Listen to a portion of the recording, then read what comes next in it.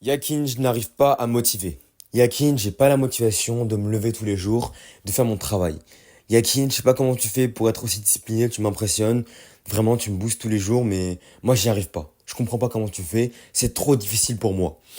Tu vois, ce genre d'excuses, je les entends tous les jours. J'en entends tellement à l'appel que j'ai commencé à réfléchir et je me suis dit, pourquoi tout le monde me dit ça? Pourquoi il y a un trait commun par rapport aux gens qui est qu'ils n'arrivent pas à rester, qu'ils n'arrivent pas à rester constants. Pourquoi les gens n'arrivent pas à se discipliner et tout simplement à accomplir leurs objectifs?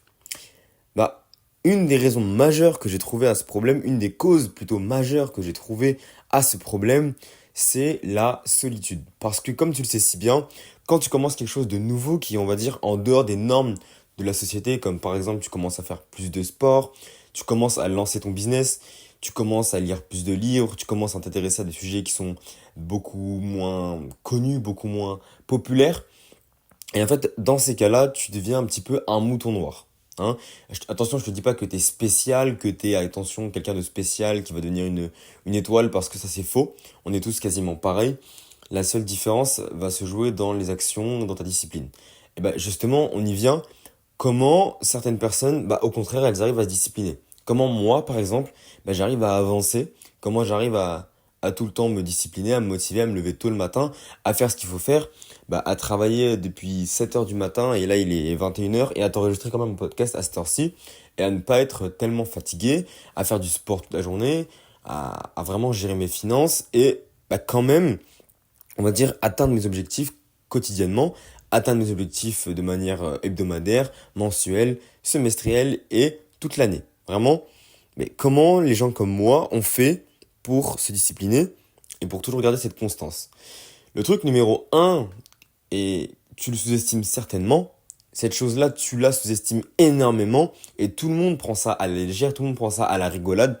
Mais je t'assure qu'une fois que tu as un peu un regard extérieur ou une fois que tu arrives à, on va dire, à te mettre à la troisième personne, c'est uniquement dans ce moment-là que tu te rends compte que oui, il y avait un problème à ce niveau-là. Ce problème numéro un, c'est l'entourage. Là, tu vas te dire, oui, mais je suis au courant que je suis la moyenne des 5 personnes que je côtoie. Si je suis avec 5 millionnaires, je serai le sixième, etc. Patati patata. Mais c'est pas que ça, en fait. C'est pas que ça. Parce que, oui, d'accord, si tu traînes avec des millionnaires, c'est quasiment sûr qu'au bout d'un moment, tu vas te diriger à être millionnaire. Ça, tu vois, j'en suis sûr parce que, par exemple, moi, de mon côté, je traîne avec des personnes qui font du business en ligne. Enfin, je traîne. C'est-à-dire que au quotidien, je discute avec des personnes qui font du business en ligne tous les jours, des personnes qui font du sport tous les jours, des personnes qui font de l'argent en ligne, des personnes qui se développent énormément. Et de ce fait, je suis la sixième personne, on va dire, dans mon cercle proche de ces personnes-là. Je fais clairement partie de leur entourage, je fais clairement partie de leurs habitudes, de leur cercle. Et du coup, par conséquent, je fais des chiffres comme eux, j'ai une communauté comme eux, je fais du sport comme eux, j'ai un physique comme eux, j'ai un statut social comme eux. Tout simplement, en fait, c'est une suite logique, c'est littéralement mathématique. Sauf que toi, en fait, de ton côté, tu sous-estimes ton entourage. Attention, dans ce podcast, je vais pas du tout te conseiller et te dire oui, ton ancien entourage, tu dois le virer. Les anciennes personnes qui étaient avec toi, tu dois arrêter de leur parler parce que elles te gênent on va dire, dans ta traversée du désert pour arriver jusqu'à tes objectifs. Alors, en partie, oui, c'est vrai, mais il y a aussi un côté qui est faux. Alors, pourquoi est-ce que c'est vrai? Parce que, bien évidemment, on va dire que tes amis actuellement, même si tu les aimes de tout ton cœur, même si ce sont des personnes charmantes, adorables et très gentilles, qui t'aiment et qui te feront jamais forcément de mal et qui veulent le bien pour toi, bah imagine que toi déjà, pour toi, être discipliné, c'est difficile, tu vois. Toi, actuellement, t'écoutes ce podcast. Si tu m'écoutes, c'est que tu fais partie vraiment de l'élite. Donc toi, t'écoutes ce podcast et on va dire que t'as quand même des fois du mal à être discipliné, t'as quand même des fois du mal à te mettre dans le bain, à te mettre dans ça. Et malgré ça, tu vois, tu le fais quand même, mais t'as quand même des difficultés, même si t'as envie de le faire. Même si t'as beaucoup d'ambition, t'as quand même des difficultés. Alors imagine seulement quelqu'un qui n'a pas envie de faire du dev perso. Vraiment, imagine ton pote, imagine ton pote le plus proche. Tu vois, ce mec-là, par exemple, il a pas forcément envie de faire du dev perso, il a pas envie de lire tant de livres que ça, il a pas envie de faire de l'argent en ligne, il a pas envie d'avoir un corps de fou. Imagine ce mec-là pour lui à quel point ça va être difficile de se discipliner, à quel point ça va être difficile d'instaurer des bonnes habitudes. Si déjà pour toi qui as envie c'est compliqué, alors pour une personne qui n'est pas forcément, on va dire, attirée par ce monde-là, mais c'est mort, c'est complètement mort, c'est littéralement c'est des efforts que tu fais en vain. Alors dans ce cas-là, comment on fait? Comment on fait si ton entourage proche, il n'est pas dans le développement personnel, il n'est pas dans l'optique de se développer à fond et que bah malheureusement bah c'est quand même cet entourage-là qui va influencer sur notre vie, qui va influencer sur notre discipline. Parce que moi personnellement, depuis que bah premièrement j'ai rejoint un groupe pour booster ma discipline, pour booster ma motivation et pour de ce fait du coup bah, être bien plus performant au quotidien parce que du coup je devrais me rendre on va dire comment on dit ça? En anglais, on dit accountable, donc redevable. Voilà, on dit redevable. Je devrais me rendre redevable auprès des gens. Comme bah, j'ai un groupe qui est motivé, qui avance et que ces gens-là, je vais leur donner des comptes tous les jours, bah, crois-moi, bah, ça me motive beaucoup plus à faire mon travail. Et ce qui m'a encore plus motivé, bah, par la suite, c'est quand j'ai créé ma propre communauté. Quand en fait, je suis devenu le leader. Je suis passé de juste suiveur qui faisait les défis, qui rentrait dans des groupes, au mec bah, justement qui créait ces groupes-là, qui faisait rentrer les gens, qui initiait les défis. Quand je suis passé de ce statut-là bah, à l'autre, justement, c'est là que ma motivation, elle s'est encore plus développée. Donc, clairement, en fait, il faut utiliser, entre guillemets, les gens à ton avantage. C'est-à-dire que moi, j'ai ma communauté privée qui s'appelle donc Résurrection. Et d'ailleurs, là, j'ai le projet de créer une communauté beaucoup plus large et beaucoup plus abordable, mais qui aura d'autres bénéfices pour toi. Si ça t'intéresse, ben, écoute, reste à l'affût, on prépare les projets, ça arrive très très fort. Mais du coup, je disais que ben, depuis que moi, j'ai utilisé mon entourage pour créer ma propre communauté avec mes défis, mes règles, on va dire mon essence, mon huile de coude, c'est là, à partir de ce moment-là, que vraiment, ben, je me suis rendu compte que ben, j'étais vraiment motivé et boosté parce que du coup j'avais des comptes à rendre à ces gens-là. J'étais dans l'optique que si je suis le leader, si ben, je leur montre la voie, alors je me dois d'être exemplaire. Parce que moi j'ai une phrase qui est très célèbre, c'est devenir le leader par l'exemple et non pas par la parole. C'est-à-dire que au lieu de parler, de dire aux gens faites ci, faites ci, faites ci, faites ça, ce que je fais tout simplement c'est que ben, je le fais devant leurs yeux, je l'applique, je me lève, je vais courir, je vais faire ce marathon, je vais faire cette deuxième séance de sport dans la semaine, dans la journée, pardon, je vais me lever à 5 heures du matin, je vais lire ce livre, je vais faire telle ou telle action qui vont ensuite prouver du coup à mes élèves que bah, je fais le travail, qui va prouver ensuite à ma communauté que je fais le travail, et par conséquent, bah, je deviens l'exemple. Je suis pas le leader par la parole, tu vois. Je leur dis pas tous les jours, levez-vous à 5 heures, courez, faites ci, faites ça. Non, non, non, non. Je leur dis, écoutez, moi, dans mon coaching, vous rentrez, on va faire ci, on va faire ça.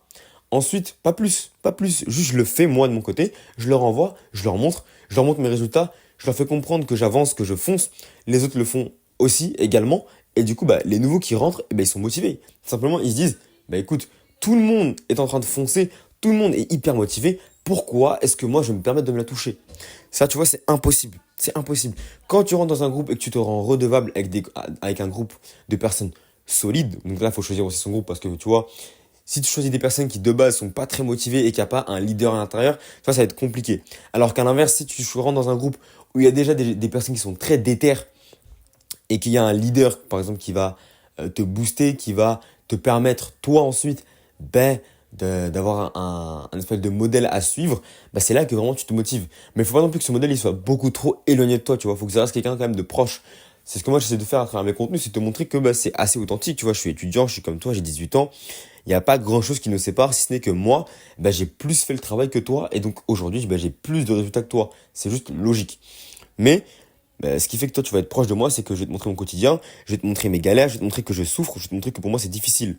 D'ailleurs, tu le verras dans la vidéo du marathon qui sort à la fin de cette semaine, tu vas comprendre que pour moi, bah, les grosses actions, c'est pas du tout du beurre sur le pain. C'est pas du tout de la confiture. Non, non, non. Pour moi, une grosse action, c'est tout aussi difficile que toi. Me lever à 5 heures du matin, ça me casse autant les couilles qu'à toi. Travailler 10 heures, 12 heures, 14 heures par jour sur mon business, sur mes études et sur le sport, ça me casse tout autant les couilles qu'à toi. Courir 5 km tous les matins pendant un mois, ça m'a tout autant cassé les couilles que ça pourrait te casser les couilles à toi. Voilà, là j'ai été vulgaire, mais c'est pour que tu comprennes que vraiment, c'est pas facile pour moi. Et c'est pas parce que je vais faire ça plusieurs fois que ça deviendra plus simple. Au contraire, en fait, plus tu vas faire une habitude, plus bah, tu seras, on va dire, accoutumé à la faire, mais tu ne seras pas pour autant que ce sera plus simple de s'y mettre. Donc vraiment, ce qui fait la différence, c'est que on souffre en équipe, on souffre ensemble. Donc tu as un entourage qui est de haute valeur, tu as des personnes qui font ce que tu fais au quotidien et qui sont motivées. Vous devez vous rendre donc redevable. Et donc le fait qu'il y ait de la pression sociale, donc ça c'est une notion qui est extrêmement importante, de savoir jouer avec la pression sociale. Le fait que du coup, il y a ces gens-là qui attendent des comptes de toi et qui te mettent la pression vis-à-vis de tout ça et que eux ils te montrent leurs résultats et leurs actions, toi tu ne pourras pas te branler. Tu ne pourras pas te dire, ok je me la touche aujourd'hui, c'est pas grave, de toute façon personne ne me voit, parce que tout le monde te voit, tout le monde te regarde. Donc si tu veux faire partie, on va dire, des gens qui ont la reconnaissance des autres, il faut que tu te bouges, il faut que tu te bouges. Et plus tu vas te bouger, plus on aura de la reconnaissance envers toi. C'est comme par exemple moi dans l'autoroute, dans le groupe donc de Thibaut Marty, je pense que tu connais. Dans l'autoroute, quand on voit les leaderboards, donc les leaderboards, c'est les personnes qui participent le plus au groupe, donc qui reçoivent le plus de likes, qui commentent le plus, qui sont les plus actifs. Je suis le premier dans toutes les catégories. Et pourquoi je suis le premier? Parce que je me bouge. En fait, c'est pas parce que j'envoie le plus de messages sur School. C'est tout simplement parce que à chaque fois que j'envoie un message, c'est parce que je fais une action. C'est parce que j'ai fait telle ou telle chose, parce que j'ai agi, parce que j'ai bougé mon cul. Et c'est là, du coup, que j'ai la reconnaissance des gens qui likent mes messages. Et du coup, plus je vois qu'ils likent mes messages, plus je vois qu'ils me suivent, qu'ils sont derrière moi, plus j'ai envie d'en faire plus j'ai envie de leur montrer que l'exemple c'est ça, c'est ça, c'est ça. Donc clairement quand tu rentres dans un groupe, ne deviens pas juste un suiveur. Essaie de monter jusqu'au rang du leader. Essaie d'aller bouffer tout le monde. Essaie de vraiment t'impliquer un maximum, donner de ta personne, donner et ne pas t'attendre forcément à recevoir, tu vas donner de la valeur. Dire, écoutez, j'ai fait ci, je vous conseille ça. Quand quelqu'un pose une question, réponds, donne de la valeur, vraiment distribue, distribue. Mec, c'est gratuit, on fait pas tout ça juste pour l'argent. On fait ça aussi parce qu'il y a une putain de reconnaissance pour l'âme. Ça te nourrit, mec. Donner de la valeur aux gens, ça te nourrit. Donc, c'était clairement le message de ce podcast. Ça fait 11 minutes de podcast, j'en suis très fier. Celui-ci il était assez dynamique parce que j'ai testé de me mettre debout pour le faire et d'être surtout face à un miroir. Et ça change tout parce que du coup, je me vois, je suis beaucoup plus dynamique et je trouve que je parle beaucoup mieux à travers mon micro. Écoute, je vais m'empresser d'aller te mettre ce podcast en ligne immédiatement. De toute façon, tu es en train de l'écouter, donc c'est la fin pour toi. Moi, je te laisse sur ça. Je vais aller manger un repas délicieusement confectionné par maman. Sur ce, je te fais la bise. Je monte ça immédiatement. Et écoute, je ne sais pas ce que tu es en train de faire actuellement, mais si jamais tu cours ou tu fais une action difficile, termine-moi ça, frérot. Termine-moi ça, soldat. Et si jamais tu fais un truc juste chill, écoute, profite de ce moment chill pour te ressourcer. Et j'espère que ce podcast t'a apporté de la valeur. On se retrouve pour le prochain épisode, donc demain. Bisous.